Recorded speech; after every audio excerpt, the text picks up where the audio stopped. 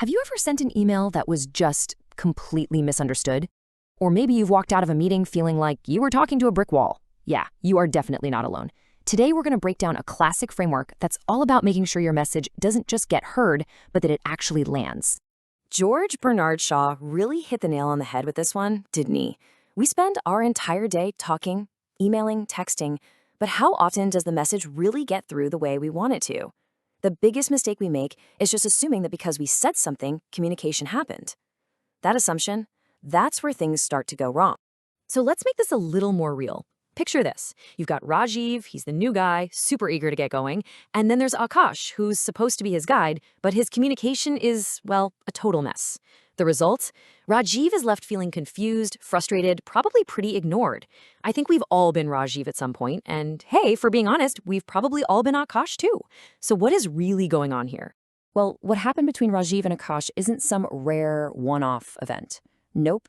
It's actually a classic symptom of some very common roadblocks that just get in the way of good communication.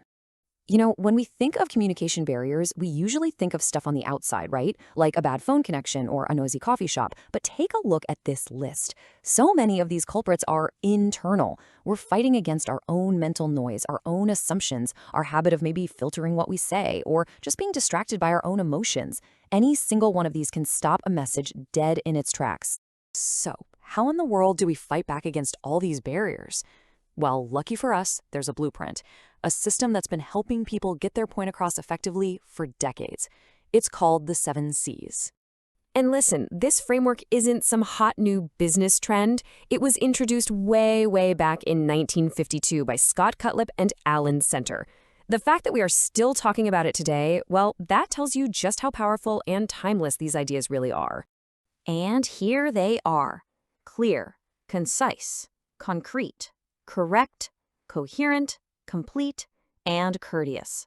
I want you to think of this as your own personal checklist. You can use it for every email you write, every meeting you run, every presentation you give. It's your secret weapon. All right, theory is great and all, but let's see what this actually looks like in the real world. This is where the 7 C's stop being just abstract ideas and become practical tools you can start using, like right now. Okay, first up is clarity. The vague message says, I'd like to talk to you about Daniel. He's a great asset. I mean, this is a total mystery, right? Which Daniel? A great asset how? What do you want me to do about it? Now look at the clear version. It gives us Daniel Kadar, tells us exactly why he's an asset, he helped the IT department meet deadlines, and then makes a direct request. It's specific, it's actionable, and there's just no room for confusion. Next up, conciseness. You can almost feel the wordy version dragging on. I really think that our target market is definitely going to want to see. All those filler words actually make the point weaker. Now compare that to the concise version. Our target market will want to know.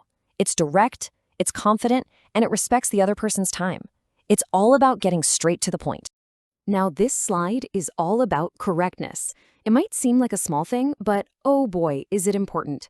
A simple typo like conservation instead of conversation, or a 2-week deadline, it can totally derail your message. It instantly makes you look less credible. Proofreading isn't just about grammar, you know? It's really a reflection of your own professionalism. Oh man, we have all gotten this incomplete message before, right? Hey, reminder about the meeting tomorrow. And what happens next? A storm of reply-all emails asking where and when. A complete message stops all that chaos before it even starts. It anticipates the questions and gives everyone all the info they need right up front. And finally, we have courtesy. This one is huge.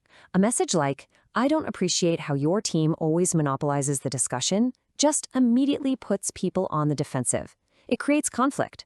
But look how you can frame that exact same issue in a positive way. I'd really appreciate it if you could give my team a little extra time. It invites collaboration instead of a fight. The tone just changes everything. Okay, so we have this powerful 70-year-old framework. It's solid, but let's be real. The world has changed a lot. So does this whole thing still hold up? I mean, that's the big question, isn't it? When you're dealing with tweets and DMs and this endless flood of online noise, do principles like courtesy and completeness even apply anymore? And what's so fascinating is watching how the core idea just adapts. In the crazy one-to-many world of social media, the focus kind of shifts. It's less about crafting one perfect message and more about the dynamics of the group. So the new C's become things like community, content, and conversation. It just goes to show how flexible this idea can be. So that evolution for social media is pretty interesting. But what about our day-to-day work? The emails, the meetings, the presentations. Well, some experts argue that maybe we can refine the original framework to make it even more powerful for the world we live in now. Let's be honest with ourselves. Trying to run through a 7-point checklist before you hit send on every single email, it can be a little much. It's not always practical. So some communication experts have proposed a more streamlined approach. And that's where we get the 4 C's. This modern take keeps the soul of the original 7, but it reorganizes everything into a model that's a little easier to remember and apply on the fly. So here's how it all connects. It's actually really clever. Concreteness basically bundles together clarity, conciseness, correctness, and completeness all into one big, powerful idea. Consideration is like a bigger, broader version of courtesy. It's about really thinking from the audience's perspective.